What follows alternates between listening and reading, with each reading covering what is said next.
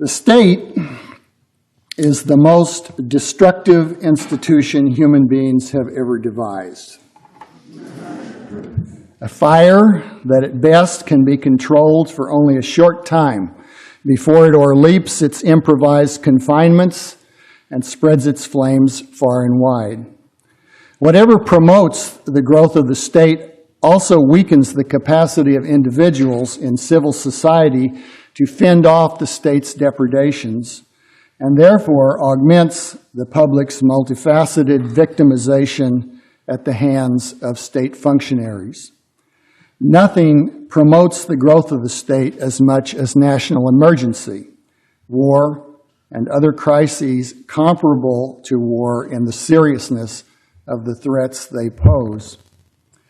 States, by their very nature, are perpetually at war. Not always against foreign foes, of course, but always against their own subjects. The state's most fundamental purpose, the activity without which it cannot even exist, is extortion. The state gains its very sustenance from the proceeds of its extortion, which it pretties up ideologically by giving it a different name, taxation, and by striving to sanctify its intrinsic crime as permissible and socially necessary.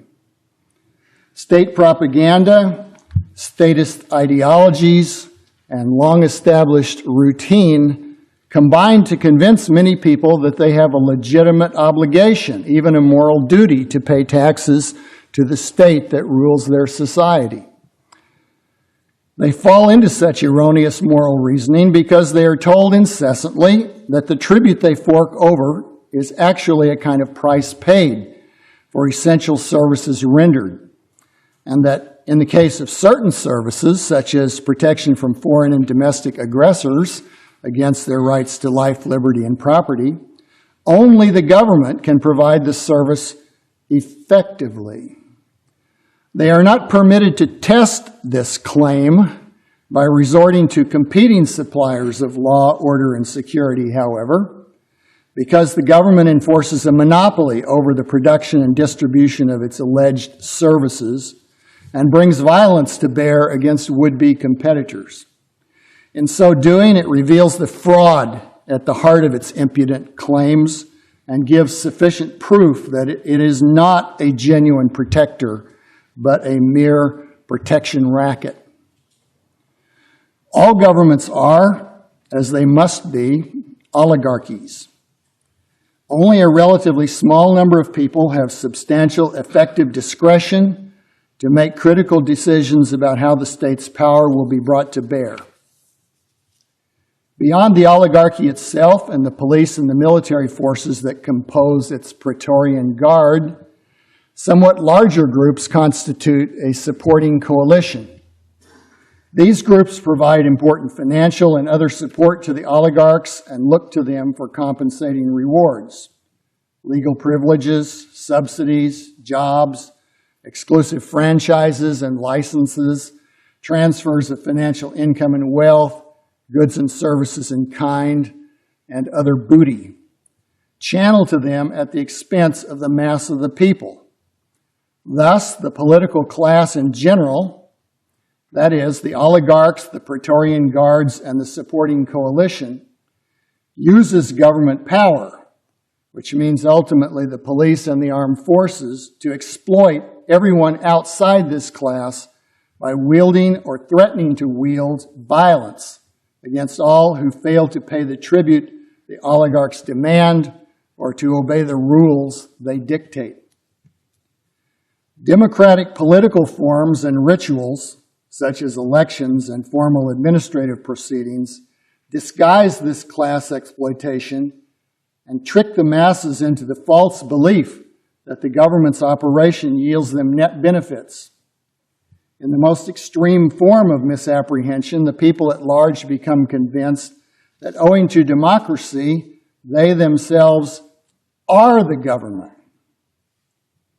Individual passages back and forth across the boundary between the political class and the exploited class testify, however, to nothing more than the system's cunningly contrived flexibility and openness.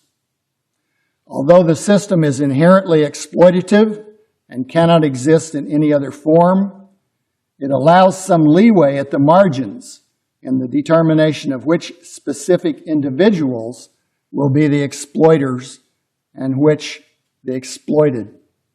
At the top, a modest degree of circulation of elites within the oligarchy also serves to mask the political system's essential character.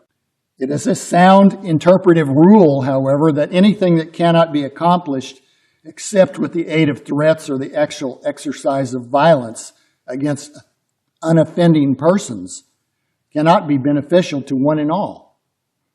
The mass belief in the general beneficence of democracy represents a kind of Stockholm syndrome writ large.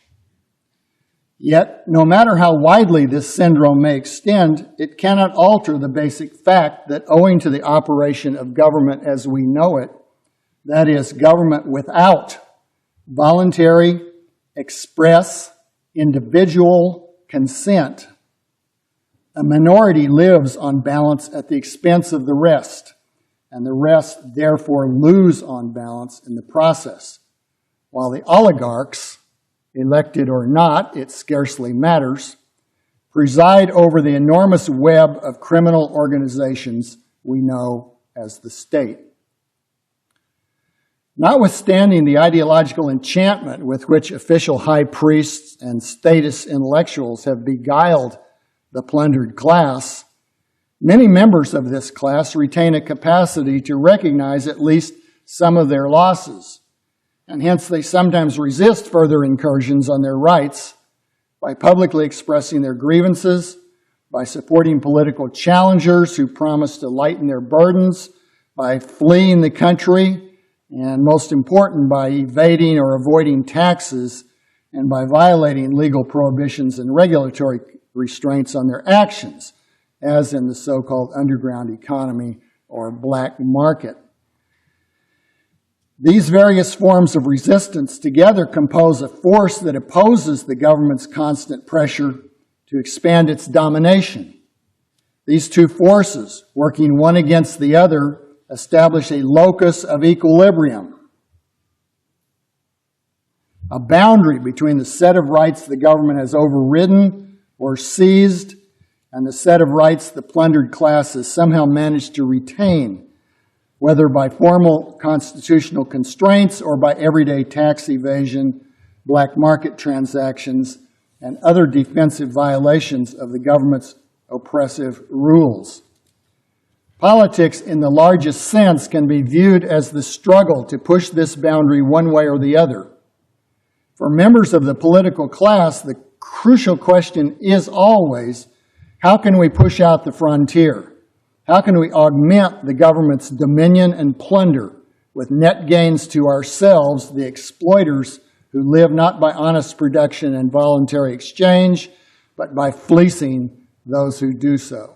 National emergency, war, or a similarly menacing crisis answers the political class's crucial question more effectively than anything else, because such a crisis has a uniquely effective capacity to dissipate the forces that otherwise would obstruct or oppose the government's expansion. This fact alerts us to the most important aspect of state power, namely, that it ultimately rests on and ceaselessly magnifies people's fears. As Butler Schaefer has written, quote, "Fear can debilitate us, making us susceptible to the importunities of those who promise to alleviate our fears if only we will give the direction of our lives over to them. In this manner are institutions born, with the state demanding the greatest authority over us and promising release from our uncertainties," end quote. All animals experience fear, human beings perhaps most of all. Any animal incapable of fear would have been hard-pressed to survive, regardless of its size, speed, and other attributes. Fear alerts us to dangers that threaten our well-being and sometimes our very lives. Sensing fear, we respond by running away, hiding, or preparing to ward off the danger. To disregard fear is to place ourselves in possibly mortal jeopardy. Telling people not to be afraid is giving them advice they cannot take. Our evolved psychological and physiological makeup predisposes us to fear all sorts of actual and potential threats, however, even those that exist only in our imagination. The people who have the effrontery to rule us, who call themselves our government, understand this basic fact of human nature. They exploit it and they cultivate it. Whether they compose a warfare state or a welfare state, they depend on it to secure popular submission, compliance with official dictates, and on some occasions, affirmative cooperation with the state's enterprises and adventures. Without popular fear, no government could endure more than 24 hours. David Hume argued that all government rests on public opinion, and many others have endorsed his argument. But public opinion, I maintain, is not the bedrock of government.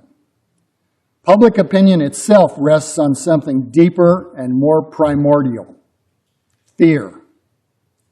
Hume recognized that the opinions that support government receive their force from what he called other principles, among which he included fear.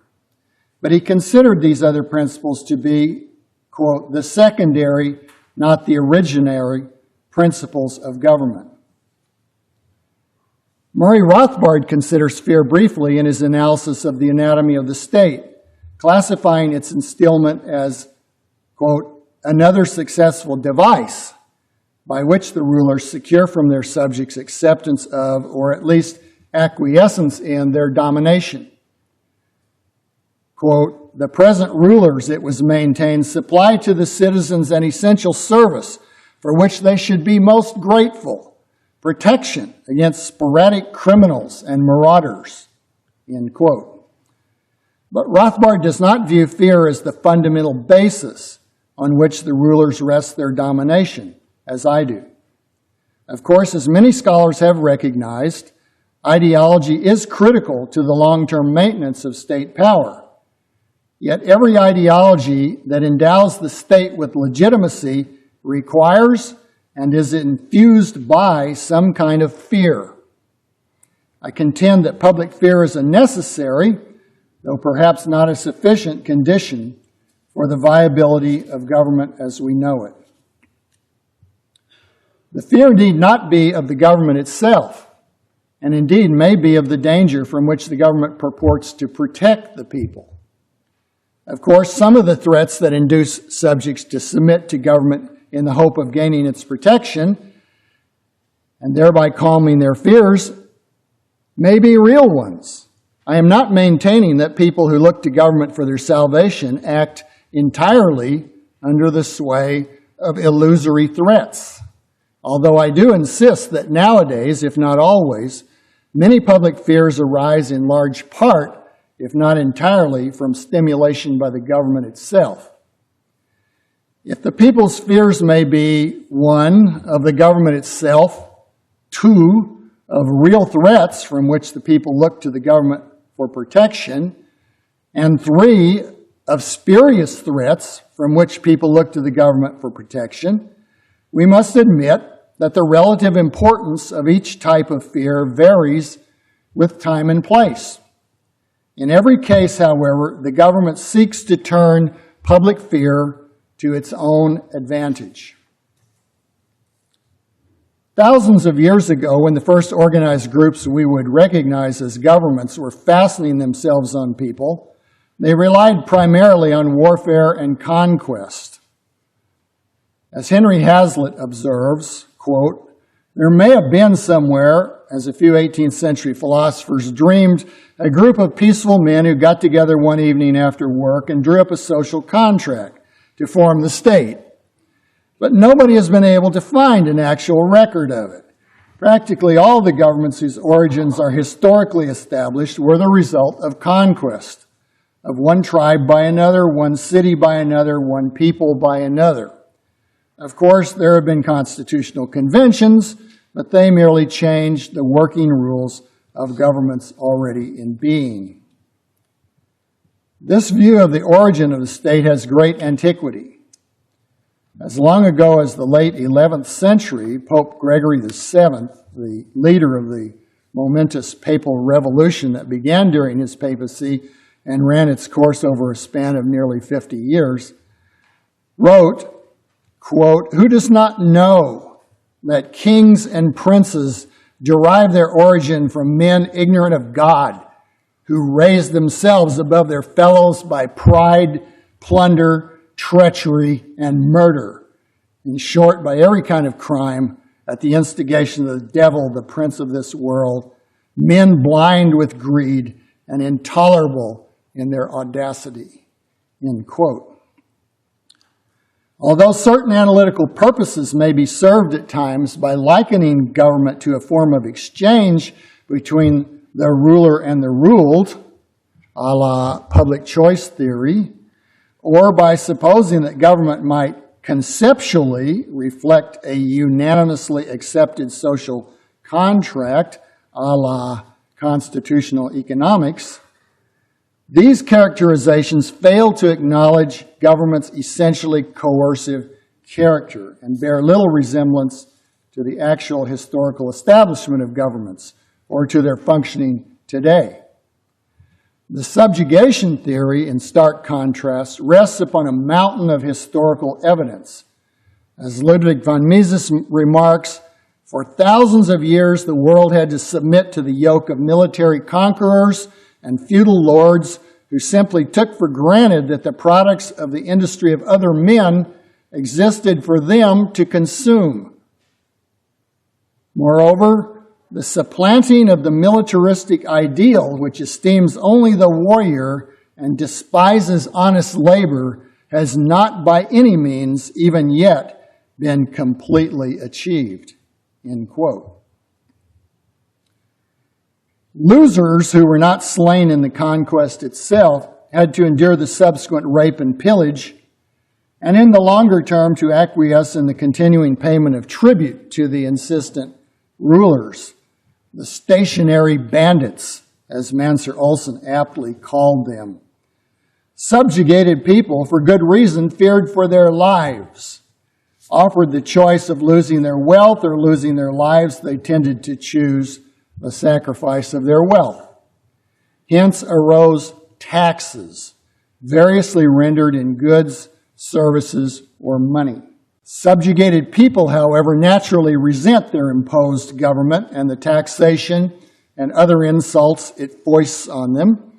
Such resentful people easily become restive.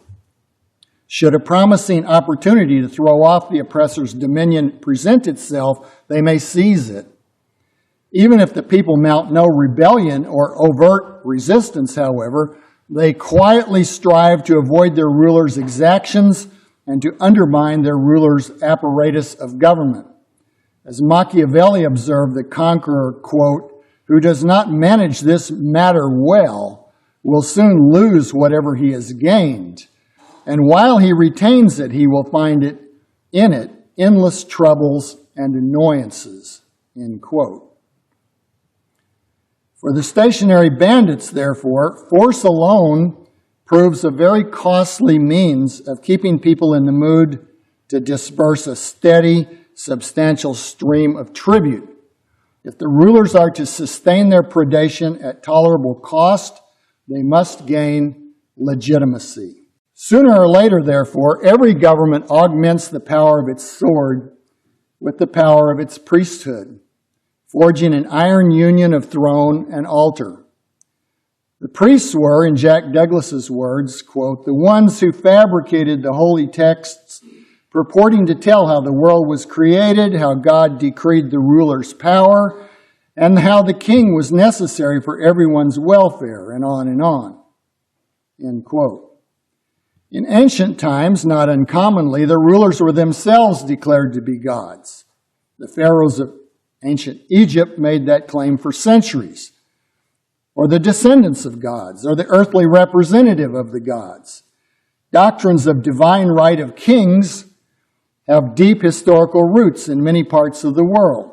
In Western civilization, they received powerful support in the early 5th century from St. Augustine's City of God, reached their zenith in the 17th century in the writings of Bossuet on behalf of Louis XIV in particular, and did not go down with a thud, as it were, until the French Revolution. As late as World War I, Kaiser Wilhelm found it expedient to exhort his troops, quote, "Remember that the German people are the chosen of God. On me as German emperor, the Spirit of God has descended. I am his weapon, his sword, and his visor," end quote. To the extent that the subjects can be brought to fear not only the ruler's superior force, but also his supernatural powers or authority, the ruler gains an enormous edge in overawing the people. Moreover, if people believe in an afterlife where the pains and sorrows of this life may be sloughed off, the priests hold a privileged position in prescribing the sort of behavior in the here and now that best serves one's interest in securing a blessed condition in the life to come.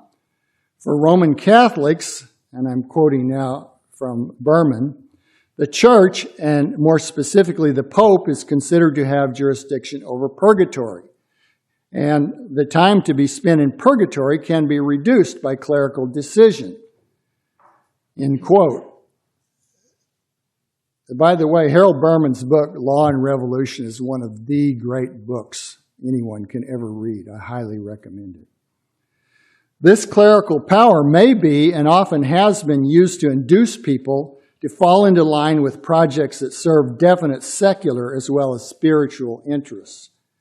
For example, again quoting Berman, with the emergence of papal monarchy at the end of the 11th century, the Council of Clermont under Pope Urban II granted the first plenary indulgence, absolving all who would go on the First Crusade from liability for punishment in purgatory for sins committed prior to their joining the Holy Army of Crusaders. End quote. In our own time and place, a similar example pertains to the support that Protestant evangelicals have given to militarism in general and to the recent U.S. wars against Iraq in particular. Support that George W. Bush's administration actively cultivated and exploited, counting on the religious right as a key part of the Republican Party's electoral and lobbying base. Naturally, the warriors and the priests, if not one and the same, almost invariably come to be cooperating parties in the apparatus of rule. In medieval Western Europe, from the 6th century through the 11th, secular rulers dominated the church and appointed the highest ecclesiastical officials. Even after the Papal Revolution, in which the church established its corporate independence and gained the power to choose the pope and appoint the bishops, however, churchmen and secular rulers continued to be intertwined in countless ways, not least by the often close kinship of their leading authorities. Although the clergy sometimes clashed with secular authorities, their relationship normally entailed cooperation and mutual support. This close relationship between throne and altar did not end with the Protestant Reformation. Indeed, in many ways, it persists even in today's more secular societies. Thus, the martial element of government puts people in fear for their lives, and the priestly element puts them in fear for their eternal souls. These two fears compose a powerful compound, sufficient to prop up governments everywhere on earth for several millennia. Over the ages, governments refined their appeals to popular fears, fostering an ideology that emphasizes the people's vulnerability to a variety of internal and external dangers from which their governors, of all people, are represented to be their protectors. Government, it is claimed, protects the populace from external attackers and from internal disorder, both of which are portrayed as ever-present threats. Sometimes the government, as if seeking to nourish this mythology with grains of truth, does protect people in this fashion. Even the shepherd protects his sheep, but he does so to serve his own interests, not theirs. And when the time comes, he will shear or slaughter them as his interest dictates. Olson describes in simple terms why the stationary bandit may find it in his interest to invest in public goods, the best example of which are domestic law and order and defense of the realm, that enhance his subjects' productivity. In brief, the ruler does so when the present value of the expected additional tax revenue he will be able to collect from a more productive population exceeds the current cost of the investment that renders the people more productive. Sometimes, in addition, the ruler charges directly for the use of his public good. For example, quote, the introduction of a system of royal law into England by the Anglo-Norman ruler Henry II was in part a means of enriching royal coffers, as well as royal power at the expense not only of barons and ecclesiastics, but also of the general population, end quote. Robert Bates argues that in Western Europe, the kings struck deals with the merchants and burghers, trading mercantilist privileges and liberties for a steady stream of tax revenue in order to dominate the chronically warring rural dynasties and thereby to pacify the countryside. Unfortunately, the kings who undertook these measures had foremost in their minds the same thought that the Meiji reformers had in 19th century Japan when they gave their country the slogan, "Rich nation, strong army." As Bates recognizes, the kings sought their enlarged revenue for the purpose of conducting ever more costly wars against other kings as well as against domestic opponents. Thus, their alleged pacification schemes actually entailed amplified fighting on some front, leaving the net effect on overall societal well-being very much in question, especially when we consider that no single king undertook these measures in isolation. A better-funded king might have pacified his own realm internally, but other kings, also better funded, now presented greater external threats to this realm. Each king's foreign war entailed some other society's domestic devastation. As Joseph Schumpeter remarks of the rising nation-states of Europe, quote, none of them had all it wanted. Each of them had what others wanted. And they were soon surrounded by new worlds, inviting competitive conquest. Aggression became the pivot of policy. Maximum public revenue for the court and the army to consume was the purpose of economic policy. Conquest, the purpose of foreign policy. End quote. Obviously, no one can demonstrate that the displacement of the feudal order by the rising kings and nation-states of Europe gave rise to a continent consistently at peace. Indeed, as traditionally told, the history of the early modern age runs in terms of a succession of wars, often several at the same time, among the great European powers. Lesser powers, compelled to line up on one side or another of these armed struggles, suffered a full measure of the destruction.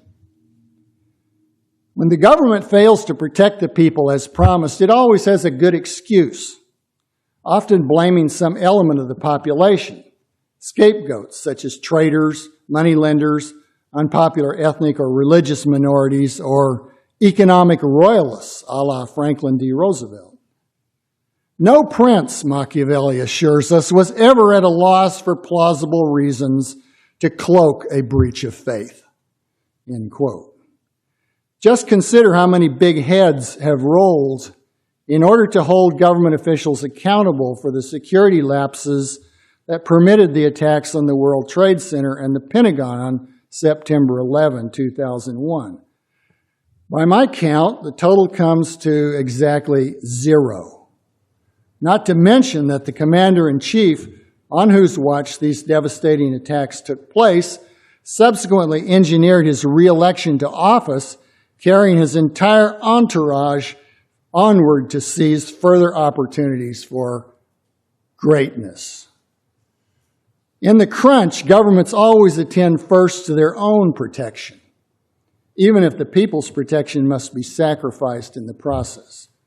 Vice President Dick Cheney became notorious for periodically scurrying into an impenetrable bunker when frightened by specters of terrorism. But we ordinary citizens are strictly on our own for protection when the dreaded weapons of mass destruction come our way. Government penal codes routinely make offenses against government officials, agents, or property graver offenses than identical offenses against other persons or property. The official reaction to the murder or attempted murder of a government official or even a low-ranking police officer bears no comparison with the official reaction to the murder of an ordinary citizen. The former offense calls forth legions of SWAT teams ardent to dispatch any suspect on sight, whereas the latter offense may, all in good time, set in motion a lethargic investigation. The religious grounds for submission to the ruler gods gradually transmogrified into secular notions of nationalism and popular duty to the state, culminating eventually in the curious ideology that in a democratic system, the people themselves are the government. And hence, whatever it requires them to do, they are really doing for themselves. Woodrow Wilson had the impudence to declare when he proclaimed military conscription backed by severe criminal sanctions in 1917 that, quote, "It is in no sense a conscription of the unwilling. It is rather selection from a nation which has volunteered in mass." End quote. Not long after the democratic dogma had gained a firm foothold, organized coalitions emerged from the mass electorate and joined the elites in looting the public treasury.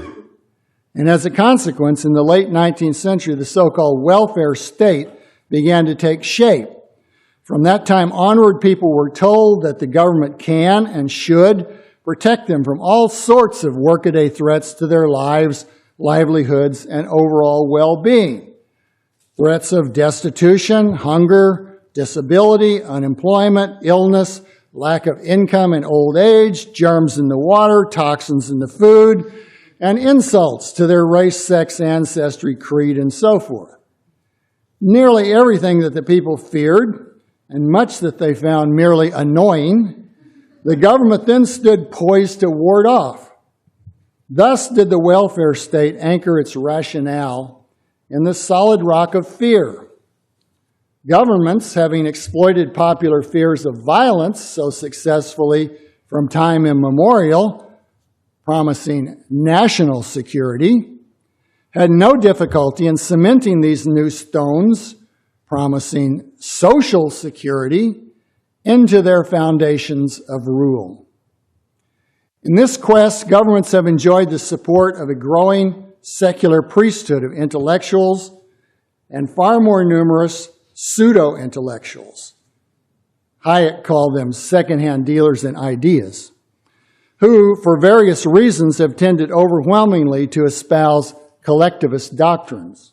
These idea peddlers, many of whom live nowadays at taxpayer expense, have advanced a succession of interpretations of the world's troubles and of its potential salvation that portray various private actions, especially those bundled in the concept of capitalism, as the source of a plethora of threats to life, limb, and happiness, and they have depicted the government as the savior that will descend from its heaven, located in Berlin, Paris, Brussels, Washington, or some other such place, to remedy all the people's woes and drive the evildoers, especially the private money changers, out of the temple.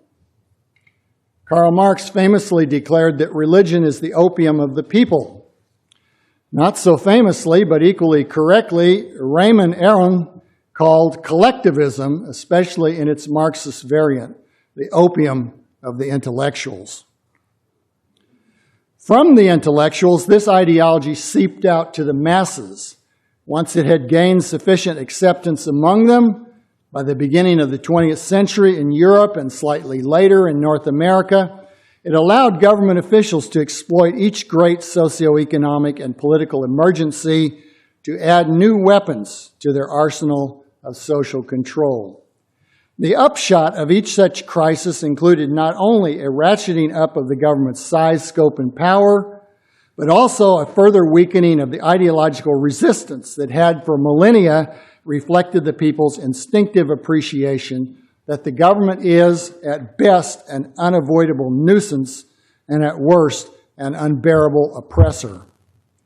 Under the sway of the new dominant ideology, many people affirmatively support governmental enterprises and adventures under the illusion that we are all in this together, as if millions or even hundreds of millions of extremely heterogeneous individuals were nothing more than one big, happy family. Although this bizarre phenomenon may well justify calling for the men in white coats to bring out the straitjackets, one cannot deny that it seems to motivate the political speech and actions of many opinion leaders, as well as a substantial number of ordinary citizens. Thus has fear led people from a well-founded aversion to the government itself to a form of mass lunacy in which, like Winston Smith in George Orwell's book 1984, they finally love Big Brother. Margaret Atwood's poem, Siren Song, begins, "This is the one song everyone would like to learn, the song that is irresistible, the song that forces men to leap overboard in squadrons, even though they see the beached skulls." And the poem ends, alas, it is a boring song, but it works every time. In the present regard, it works every time because the people falsely believe that those who sing it are their protectors rather than their exploiters. Until people learn to disregard the state's siren song of beneficence and protection, they will continue to suffer and die as victims of the state's wars, foreign and domestic. People yearn for security, and they look to the state to provide it, but they are calling on a wolf to guard the sheep. The state cannot refrain from crime because it is an inherently criminal enterprise, living by the proceeds of extortion and retaining its turf by murder, which it relabels law enforcement or, if need be, by mass murder, which it relabels war. Constantly singing the siren song, it seduces the people by giving back to them a portion of what it has previously extorted from them, and by ceaselessly claiming to protect them from all manner of threats to their lives, liberties, and property, and even their self-esteem. If it protects them at all, however, it does so only as the shepherd protects his captive flock, not because he recognizes and respects the natural rights of the sheep, but only to keep them unmolested in his sole possession and control until he finds it expedient to shear or slaughter them. A peaceful state is an impossibility. Even a state that refrains from fighting foreigners goes on fighting its own subjects continuously to keep them under its control and to suppress competitors who might try to break into the domain of its protection racket. The people cry out for security, yet they will not take responsibility for their own protection. And like the mariners of Greek mythology, they leap overboard immediately in response to the state's siren song. As the prophet Samuel had warned, the biblical Israelites were no better off for having a king in place of the judges who had settled their disputes for centuries. King Saul only led them from one slaughter to another. Likewise, our rulers have led us from one unnecessary slaughter to the next. And to make matters worse, they have exploited each such occasion to fasten their chains around us more tightly. Like the ancient Israelites, we Americans shall never have real, lasting peace so long as we give our allegiance to a wicked and destructive king. That is, in our case, to the whole conglomeration of institutionalized exploiters and murderers we know as the state. Thank you very much.